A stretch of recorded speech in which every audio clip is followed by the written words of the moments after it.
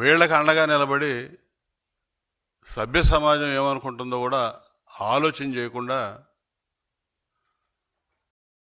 ఎగబడిపోతా ఉన్నాడు. సమాజానికి ఏం సందేశం ఇవ్వాలనుకుంటున్నాడు? ఈయన అయిపోయింది, మాజీ ముఖ్యమంత్రి, ఇక లేదు, రాజకీయంగా అవకాశం లేదు, ప్రజా జీవితాన్ని పనికిరాడు. ఈ గంజాయి అమ్ముకునే వాళ్ళు, డ్రగ్స్ డీలర్లు, పెడ్లర్సు, ఈ బ్లేడ్ బ్యాచ్లు, వీళ్ళందరూ గౌరవాధ్యక్షుడిగా పెట్టుకుంటే పోద్దుతున్నాయి. లేకపోతే మద్యం కుంభకోణం రాష్ట్రంలో వేల కోట్ల రూపాయల మద్యం కుంభకోణంలో తన సహచరులు, అనుచరులు, బంధువులు, మిత్రులు అందరూ కూడా జైలుకి వెళ్తా ఉన్నాడు ఒకడొకడు. వాళ్ళ తర్వాత మొత్తం ఏళ్ళన్నీ కూడా తాడేపల్లి ప్యాలెస్ వైపు చూపిస్తూ ఉన్నాయి. ఈ అంశం పెద్ద చర్చనీయాంశంగా ఉంది రాష్ట్రంలో. ఇటువంటి అంశాల నుంచి పక్కదారి పట్టించడం కోసం ఇలాంటి చౌకబారు పనులు చేస్తూ ఉన్నాడు. లేకపోతే ఒక రౌడీ షీటర్లు పోలీసుల మీద హత్యాయత్నం చేసి వారేదో కొట్టారని చెప్పి నానా యాగి చేసి ఆ తెనాలి వెళ్ళి అక్కడ ఏదో నేరాలు ఘోరాలు జరిగిపోయినట్టుగా మాట్లాడి వాళ్ళని సమర్థిస్తా. ఆ రౌడీ షీటర్లు గంజాయి బ్యాచ్ ఎవడైతే ఉన్నాడో వాళ్ళు ఏదో గంజాయి అమ్మడం నేరం కాదు, ఆడపిల్లను గొడవ చేయటం నేరం కాదు అన్నట్టుగా ఉంది ఇతను చేసేది. వీళ్ళేదో ఒలింపిక్స్లో మెడల్ సాధించిన వాళ్ళని పోయినట్టు పొగుడుతున్నాడు వాళ్ళ గురించి.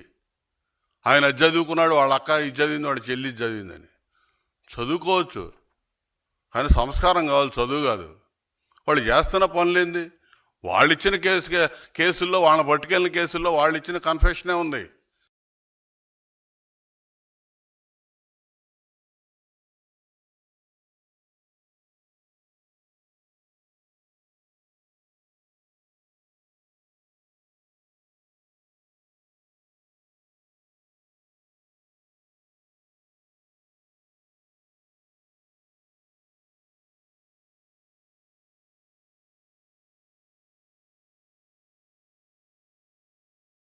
సొంత చెల్లిని ప్రశ్నిస్తే బయటికి నెట్టింది నువ్వు.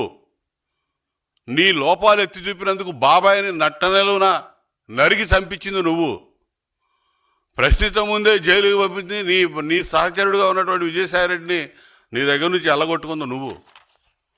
నువ్వు ప్రశ్నించడం నేరమని మా ప్రభుత్వంలో మాట్లాడతావు. ప్రజలకు తెలీదా?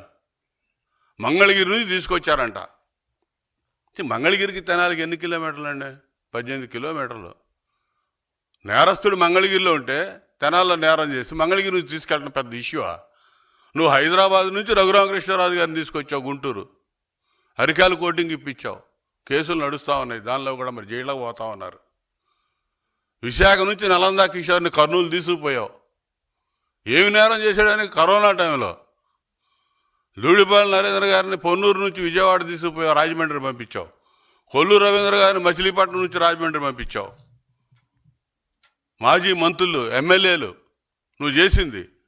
యాక్షన్ అనే సోషల్ మీడియా యాక్టివిస్ట్ని హైదరాబాద్ నుంచి గుంటూరు తీసుకొచ్చావు.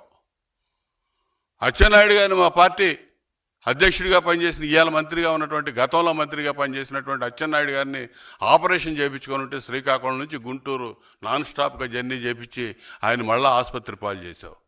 నువ్వు చెప్తావా మంగళగిరి నుంచి తీసుకుపోయారంట ఒక నేరస్తుని, ఒక గంజాగాడిని? మాజీ ముఖ్యమంత్రి సిగ్గుండాలి కదా, నువ్వు మాట్లాడే ప్రతి మాటకు కూడా కొంచెం వాల్యూ ఉంటుంది. ఒక హోదా, ఒక స్థాయి ఎలగబెడితే సమాజంలో మన మాట కొంచెం విలువ ఉంటుంది. అది పోగొట్టుకుంటే ఎట్లా? కొట్టే అధికారం పోలీసులకి ఎవడిచ్చాడట? లేదంటున్నాడు.